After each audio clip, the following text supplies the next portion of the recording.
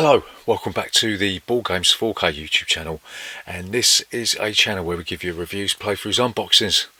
Generally like to talk a load of bollocks about tabletop gaming in general. And in this video we're going to be talking about a new Fighting Fantasy Gamebook release. We're going to be talking about Crystal of Storms. This is part 20 of our long running series about all things Fighting Fantasy Gamebooks. This book is the latest in what we like to call Wave 3 of Fighting Fantasy, penned by Rhianna Pratchett, the daughter of the world-renowned author Terry Pratchett. So what we're going to do in this video, we'll give you a very brief synopsis of the plot, then we'll come back and we'll tell you what we do like, what we don't like, and then we'll give you a little summary and tell you whether or not Crystal of Storms is worth your time and bother today and in the future. So remember, if you're new here, then please consider subscribing to this channel. Leave a comment in that section down below. We'll see you after this.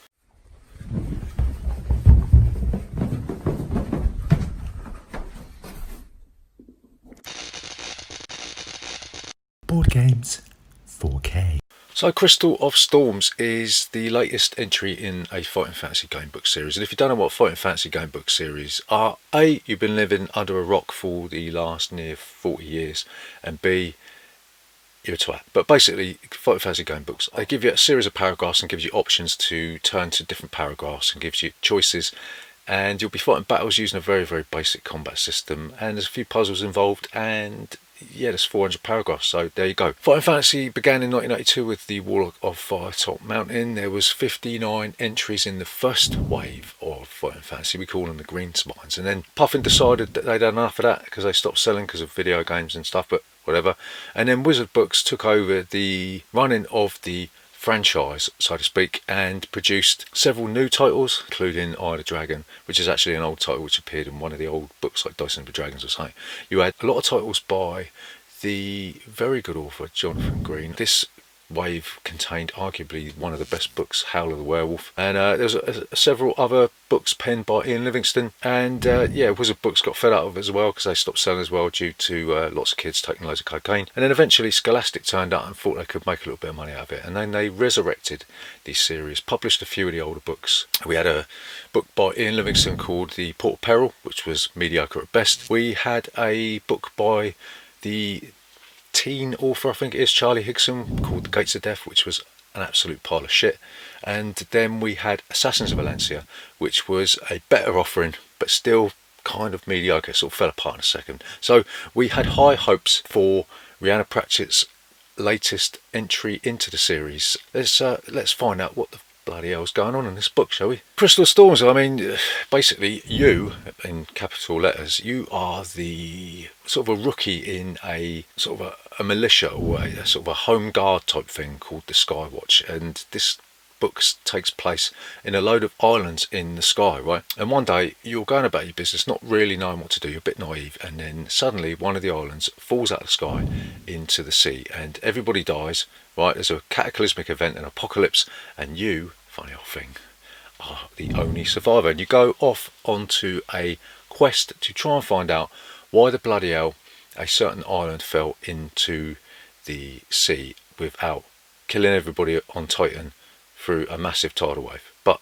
that's another story, right? So the first portion of the book sees you choosing your home island out of a choice of 3, I think it is, and then you will be exploring these 3 islands, trying to gather clues as to what the bloody hell happened, why the island fell out of the sky, where to go next. Once you've dug around a little bit and got a few clues, you will move on to the second portion of the book, which takes you underwater into like a citadel type thing, and then the final portion of the book sees you face off against the big bad again, searching for items, and then you'll have a final showdown, and then the book will end.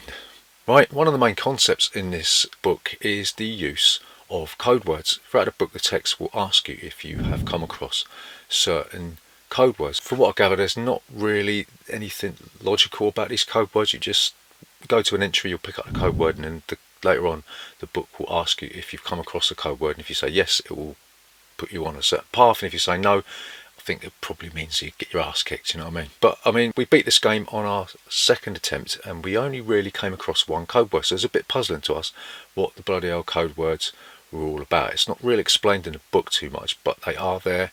The book asks you for these on multiple occasions, but again, we only ever found one, so we didn't really understand what the point of the code words was, right? So as you progress through the book, you'll be having a certain amount of encounters, and these encounters range from just sort of normal animals like a horde of rats, or you might be facing off against sharks and that, or you might find yourself up against some of the more difficult monsters like a giant metal hand, or maybe a few golems, or even a couple of sort of really nasty looking storm clouds, right? But I mean, none of the encounters really gave us that much hassle. It was just a case of, if your stats are sort of average, you've got really not going to have much trouble getting through these encounters. The only real tricky encounter was up against, I can't exactly remember what we were fighting, but we were down to 1 stamina point and we just about managed to scrape through. And when you go to the page that says if you win, then something happens and you lose another 2 stamina points. So we thought that was just a little bit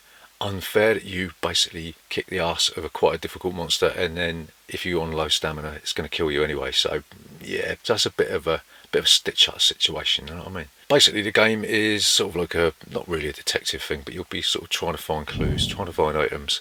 You'll be going from the 3 islands into an underwater setting like Demons of the Deep.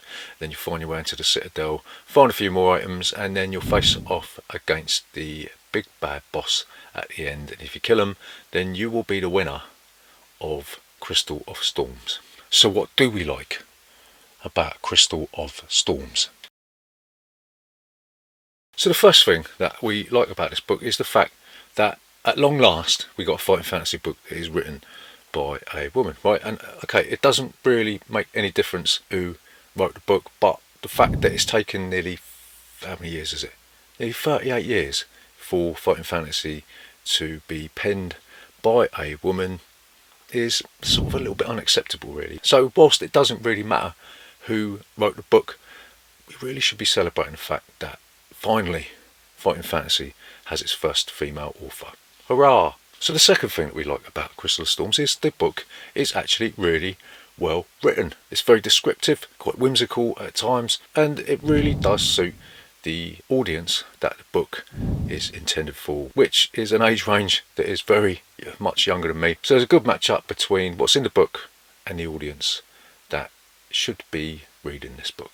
You know what I mean? So next thing that we like about Crystal of Storms is that there are, albeit brief, references to existing fighting fantasy stuff, right? There's going to be a couple of occasions in the book where you're going to be having scraps with the wheelies out of Citadel of Chaos, and whilst there's not really that much linking this book to the existing fighting fantasy canon, it's there. And the fact that Rhianna Pratchett's taken the time to take a look at the other offerings in the fighting fantasy universe is to be applauded. So the final thing that we like about Crystal of Storms is that it adds another unique location to the fighting fantasy world of Titan, right? Pangaria or Pangaria isn't mentioned in any of the other texts that we've got, and this means that the fighting fantasy world is continuing to expand, right? And that can only be a good thing. So what don't we like about Crystal of Storms?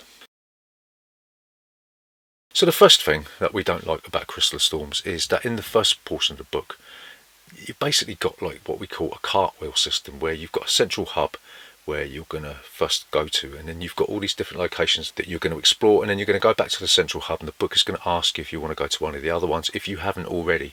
And this is what we didn't really like about books like Bloodbones, because where there's no linear path, the choices are limited, and it's just a case of sort of mopping up the text from the different entries around the cartwheel, and to us that's like a little bit of a lazy design. So the second thing that we didn't like about Crystal of Storms is the flying stuff.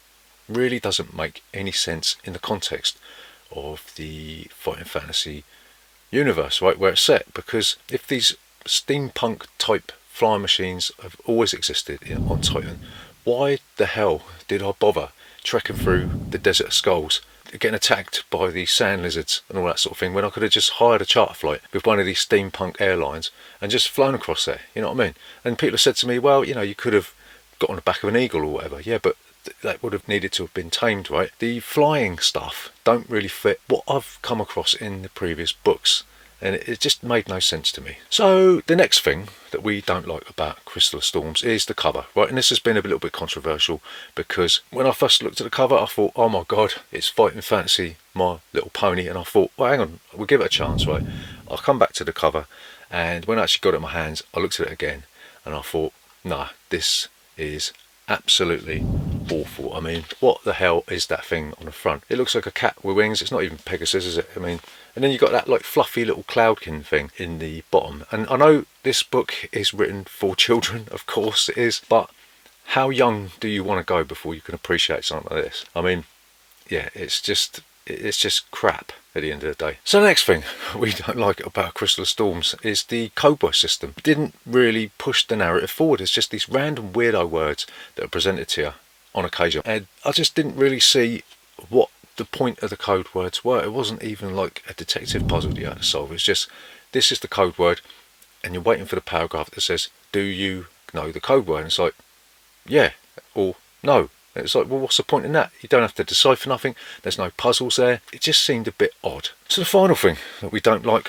or didn't like, about Crystal of Storms is the encounters are generally sort of forgettable. I mean, I've gone back through this book and I've tried to count up what type of encounters there are, and the majority of the encounters in this are just normal animals. It's like the same complaint that you had when Out of Pit was first published way back when in 1985 or whatever, is that the majority of the entries in Out of Pit were just bog standard animals like rats or a wild boar, or you had like a horse or something like that. And this is the same type of thing. You've got just bog standard animals, and to me that just seems like there's no imagination been put into this. And okay, there's a few original encounters like the metal hand and the golems and all that sort of thing, but when you're going through the book, it's like, okay, we're going to have to fight a bear, or we're going to have to fight a horde of rats, or we're going to have to fight this or that or this, and it just makes the game that little bit less imaginative. So to summarise, is Crystal of Storms worth reading today and in the future? So we are going to say possibly.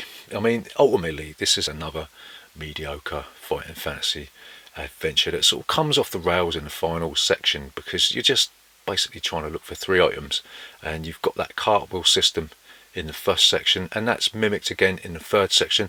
The middle section is actually quite promising when you're going underwater trying to gain entry into the Citadel, but like we said, it falls apart at the end, and the beginning is very, very lackluster as well. There's a distinct lack of memorable encounters in this one, and there's not really any imagination been put into the use of the code words. We would have expected a little bit more there. I know you're going to say, well, it's aimed at kids. That's fine, of course it is, yeah, but Harry Potter wouldn't have been a multi-billion-dollar franchise if adults hadn't got in on the act, you know what I mean? So I understand the argument there, but even so, this isn't a patch on the original Wave 1 green spines. But if you're looking at it as part of the third wave, this is by far the best entry into the recent books. It's infinitely more exciting than Gates of Death, and it definitely holds up against Port of Peril and Assassins of Alancia. It's just a real shame that Scholastic have failed to take on board what made Fighting Fantasy great back in the 80s, and that is the ability and foresight to take risks with the genre. I mean, we haven't seen a blood beast, and we haven't managed to burn down the House of Hell after taking part in satanic rituals, right? So I've said this before, and I'll say it again, Scholastic, if you're listening to this, then please take some risks with the genre, because fluffy clouds aren't gonna win you any extra fans. You know what I'm saying? So there you go, that's Crystal of Storms, the latest entry into the Fighting Fantasy series of books. Remember, if you're new here, then please consider subscribing to this channel, leave a comment in that section down below. We'll see you next time.